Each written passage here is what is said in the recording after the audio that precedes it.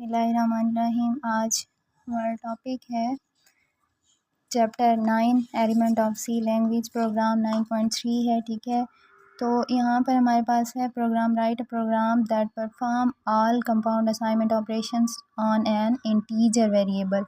ठीक है, तो यहाँ पर कंपाउंड असाइनमेंट ऑपरेटर का वर्ड यूज़ हुआ है। तो कंपाउंड असाइनमेंट ऑपरेटर हमारे पास यहाँ पे क्या होंगे? C language provide compound assignment operator that combine. ठीक है, assignment operator with arithmetic operation. इसमें हमारे पास क्या होंगे? अरिथमेटिक ऑपरेशन परफॉर्म होंगे, प्लस माइनस। ठीक है, तो ये हमारे पास कंपाउंड होंगे, मींस कि इकट्ठे हमारे पास यहाँ पर परफॉर्म होंगे।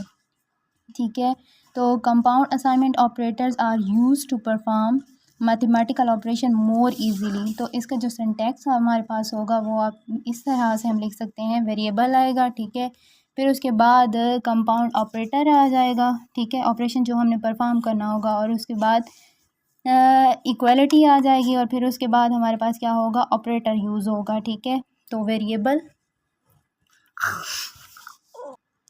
तो कंपाउंड असाइनमेंट ऑपरेटर को लिखने का जो प्रोसेस हमारे पास होता है वो इस तरह से होता है। सबसे पहले हमने वेरिएबल राइट करना होता है। ठीक है, वेरिएबल के बाद हमारे पास यहाँ पर ऑपरेटर यूज़ होगा, चाहे हमने प्लस का यूज़ करना है, चाहे हमने मल्टीप्लाई का यूज़ करना है। फिर उसके बाद इक्वल का साइन आएगा, फिर उसके बाद जो ऑपरेशन परफॉर्म करवाना है वो आ जाएगा। ठीक है, तो इस तरह से हमने अब प्रोग्राम राइट करना है। सबसे पहले आप लोगों को पता है कि हमने लाइब्रेरी फ़ाइल्स राइट करनी होती हैं। लाइब्रेरी फ़ाइल्स क्या है हमारे पास? यहाँ पे हैश इंक्लूड। ठीक है, तो यहाँ पे st.h क्लोजिंग, फिर उसके बाद हैश इंक्लूड conio.h। ठीक है, फिर उसके बाद यहाँ पे आ जाएगा void main।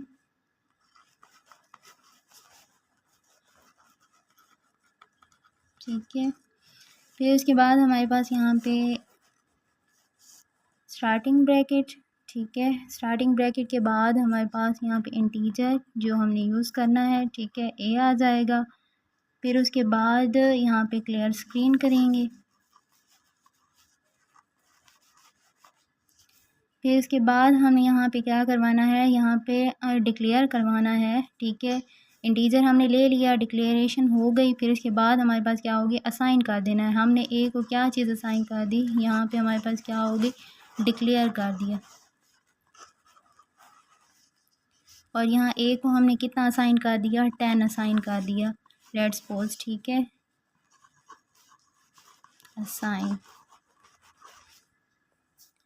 फिर इसके बाद हमारे पास यहाँ पे क्या होगा? इसी को हमने प्रिंट करवाना है। प्रिंट किस तरह से करवाएंगे? Print F. ठीक हो गया, फिर उसके बाद वैल्यू देनी है ऑफ ए में जो हम वैल्यू पुट कर रहे हैं। ठीक है, फिर उसके बाद हमारे पास क्या आएगा? आफ्टर ए हमारे पास ऑपरेटर यूज़ होगा। ठीक है, अरिथमेटिक ऑपरेटर हमने यूज़ किया जो कि हमारे पास क्या है? ए है। फिर इक्वल टू, साथ में हमारे पास क्या आ जाएगा? 5। फिर परसेंट DLN बैकस्लैश, फिर उसके बाद ए और क्लोजिंग ब्रैकेट। ठीक है, इसके बाद हमने सेमीकोलन यूज़ करने हैं। सेमीकोलन यूज़ करना लाजमी होता है, क्योंकि अगर हम ये यूज़ नहीं करेंगे तो सिंटैक्स एरर आ जाएगा, ऑपरेटर इसे कंपाइल नहीं करेगा। ठीक है, फिर इसके बाद हमने सेकंड वैल्यू लेनी है जो कि हमने ए को क्या असाइन कर देना है? Plus equal to 5। फिर उसके बाद इसको हमने प्रिंट करवाना है। Printf. ठीक है, वैल्यू देंगे of A after A plus equal to 5। फिर उसके बाद आपके पास यहाँ पे क्या चीज़ आ जाएगी? परसेंट DLN ए और सेमीकोलन। ठीक हो गया, फिर इसके बाद हमने क्या करना है, पॉजिटिव ऑपरेटर हमने यूज़ किया, प्लस का हमने यूज़ कर लिया। फिर इसके बाद हमने क्या करना है, नेगेटिव। तो ए ऑपरेटर इक्वल टू, अब यहाँ पे भी हमने क्या वैल्यू देनी है, 5 ही देनी है। फिर इस वैल्यू को आप क्या करवाना है, प्रिंट करवाना है। अच्छा, यहाँ पे सेमी कॉलन लगाना मैं भूल गई हूँ, तो आप लोगों ने इसको नहीं बोलना, क्योंकि अगर ये नहीं यूज़ करेंगे तो मैंने पहले भी बात की है कि हमारे पास यहाँ पे सिंटैक्स एरर आ जाएगा और कंपाइलर से कंपाइल नहीं करेगा तो आपका प्रोग्राम रन नहीं होगा, ठीक है। तो इस चीज़ का ख़ास ख्याल रखना है, ठीक है। फिर इसके बाद प्रिंट एफ, फिर वैल्यू।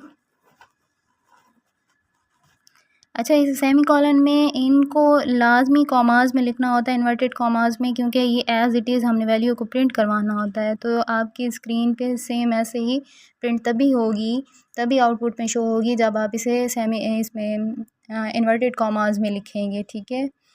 तो वैल्यू ऑफ ए आफ्टर, ठीक है, ए नेगेटिव 5 इक्वल %d \n, फिर उसके बाद ए और कॉलन। फिर उसके बाद हमने क्या करवाना है, ट्रू वैल्यू करवानी है, ठीक है। अब इसमें हमने कौन सा ऑपरेटर यूज़ करवाना है, ए मल्टीप्लाई का, ठीक है, क्योंकि हमने सारे ऑपरेटर्स यूज़ करने हैं, ठीक है। प्लस हो गया, माइनस हो गया, मल्टीप्लाई हो गया, डिवीजन हो गई। तो ए के साथ अब हमने स्टेरिक इक्वल टू, अब यहाँ इसको वैल्यू हमने कितनी देनी है, 2 देनी है। इसको भी सेम वैसे ही प्रिंट करवाना है, प्रिंट एफ वैल्यू ऑफ ए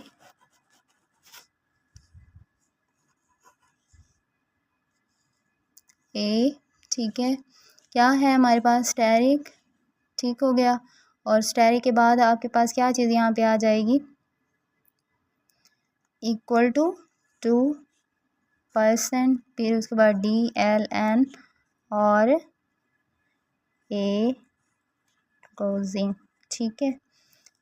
तो हमने अब एक स्टैरिक पुट करवा दिया, ठीक है, कंपाइल हो गया हमारे पास। अब क्या होगा कि हमारे पास डिवीजन रह गई है, तो डिवीजन को भी सेम ऐसे ही हमने क्या करवाना है, प्रिंट करवाना है। पहले वैल्यू असाइन करेंगे, डिक्लेयर करवाएंगे, डिक्लेयर करवाने के बाद फिर हम उसे प्रिंट करवा सकते हैं। अच्छा बच्चों, अब हमने क्या करवाना है, यहाँ पे हमने प्लस को भी कर लिया, हमने मल्टीप्लाई को भी कर लिया, माइनस को भी कर लिया। अब हमने किस चीज़ को करना है, डिवीजन को करना है। तो डिवीजन को करने के लिए हमें क्या करना पड़ेगा, सबसे पहले हमें वैल्यू को डिक्लेयर करवाना है, डिक्लेयर करवाने के बाद असाइन करवाना है। तो असाइन किस तरह से करवाएंगे, ए, ठीक हो गया, डिवाइड, फिर उसके बाद इक्वल टू, क्या वैल्यू दे रहे हैं, 2 दे रहे हैं। फिर उसके बाद इसी वैल्यू को हमने प्रिंट करवाना है, प्रिंट एफ, ठीक है। फिर यहाँ पे value of a, value of a, ठीक हो गया, क्या है, डिवीजन है। फिर इक्वल टू हमने 2 दिया, फिर %d, और फिर उसके बाद क्या आ जाएगा, LN \a, ठीक हो गया। फिर इसके बाद हमने क्या करवाना है, % को भी करवाना है, ठीक है। असाइन हमने करना है A%, उसको भी 2 ही वैल्यू देनी है। तो अब इसको भी प्रिंट करवाना है, ठीक है, print F value of a, ठीक है। तो अब यहाँ पर हमने क्या करवाना है, वैल्यू ऑफ ए, ठीक है। फिर यहाँ पे A%, ठीक है, कितनी वैल्यू हमने इसे असाइन की है, 2 की है, ठीक है। फिर उसके बाद %d और A सेमी कॉलन, ठीक हो गया। फिर इसके बाद आपके पास यहाँ पे गेट CH आ जाएगा।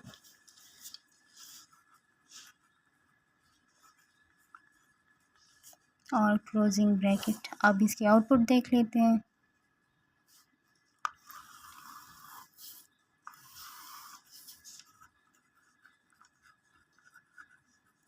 ठीक है, तो सेम जैसे जो चीज़ हमने वैल्यू दी हुई थी इन्वर्टेड कॉमास में, और सेम वैसी ही हमारे पास क्या होगी, यहाँ पे स्क्रीन पे शो होगी, वैल्यू ऑफ ए, ठीक है, कितनी दी थी 10। फिर उसके बाद value of A after A plus equal to 5, तो वो हमारे पास कितनी होगी 15, क्योंकि 5 को हमने ऐड किया। किस तरह से ऐड करेंगे, क्योंकि हम ए को 10 दे चुके हैं, तो ए की वैल्यू जब यहाँ पे 10 होगी और हमने प्लस करना है क्या चीज़ 5 को, तो हमारे पास कितना हो जाएगा 15। फिर उसके बाद वैल्यू ऑफ ए आफ्टर, ठीक है, ए -5 इक्वल टू, तो अब जब हमने नेगेटिव दिया, ठीक है, माइनस किया 5 को, तो हमारे पास वैल्यू कितनी हो जाएगी 10, क्योंकि 15 में से हम जब 5 को क्या करेंगे लेस करेंगे, 15 में से 5 गए तो हमारे पास 10 आ जाएगी। फिर उसके बाद वैल्यू ऑफ ए आफ्टर, ठीक है, ए स्टेरिक। फिर उसके बाद अब वैल्यू कितनी हम दे चुके हैं 2, तो 2 जब देंगे 2 को 10 से मल्टीप्लाई करवाना है, ठीक है, 10 ए की वैल्यू कितनी हो चुकी है 10 है, तो 10 को हमने क्या करवाना है 2 से मल्टीप्लाई करवाना है, तो हमारे पास कितना आ जाएगा 20। तो अब ए इसकी वैल्यू कितनी बन जाएगी यहाँ पे 20। फिर वैल्यू ऑफ ए आफ्टर, ठीक है, ए स्लैश डिवीजन आ गई, फिर 2। अब ए की वैल्यू हमारे पास हो चुकी है 20, 20 को हमने क्या करवाना है डिवाइड करवाना है, किसके साथ 2 के साथ, 20 डिवाइडेड बाय 2 करेंगे तो हमारे पास आंसर कितना आ जाएगा 10, ठीक हो गया। फिर उसके बाद value of A after A percent, ठीक है, 2 आ जाएगा। तो हमारे पास ए की वैल्यू अब कितनी आ चुकी है, हमारे पास परसेंट में इसकी वैल्यू जो आउटपुट में आएगी वो हमारे पास 0 आएगी। तो ये आपके पास क्या है टोटल हमारे पास आउटपुट आ जाएगी पूरे प्रोग्राम की। आई होप आपको समझ आई होगी। कोई भी क्वेश्चन हो तो आप मैसेज कर सकते हैं, ठीक है, कमेंट में बता सकते हैं, ठीक है, मैं उस चीज़ को दोबारा क्लियर करवा दूँगी। Thank you so much.